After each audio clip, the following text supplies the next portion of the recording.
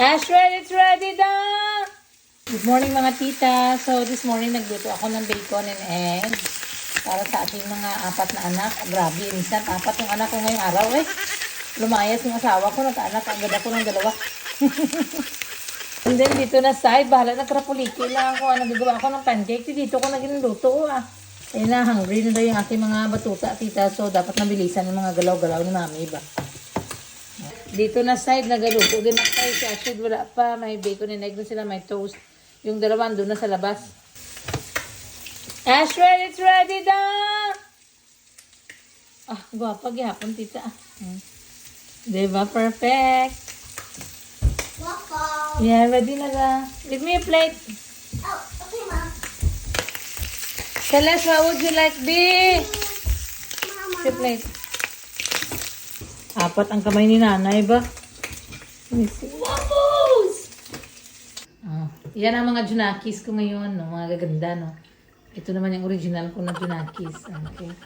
Ako lang dali, okay na dili. Oh, takat na dito. Can I flip it? Okay, go, open. Can I just flip Up, open lang da, up. Can I just flip it? Oh my god. Can I eat my waffle? Ha? Can I eat my waffle? Yeah, you can start eating. Tingnan nyo nga feel na feel, oh. Daw mga mandinggin, ha? Din si ate man. Morning. Morning. Behave, ha? Morning, Tito and Tita. Ang guna. Kao na dito, be. Guwapa o gaso-aso pa. Ate! It's ready! Hindi mo gali sila makasasa. Perfect talagang ulam ko eh. Gamay na lang gid. Gamay na lang gid siya kag mahulog sa basurahan. Pwede pa man yan kaya ang kabila niya. Medyo okay pa man. Tapos magmunggo ako para sa akin, no? Okay, luto na ang ang munggos. Nga na ay subak nga isda nga hapit na nakuha na sunog. Pwede pa man eh. Lamig pa.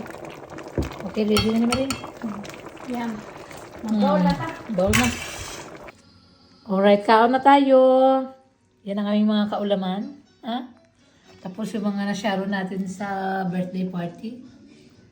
Tapos, half lang na rice. Half sa rice cooker. Diet kami eh.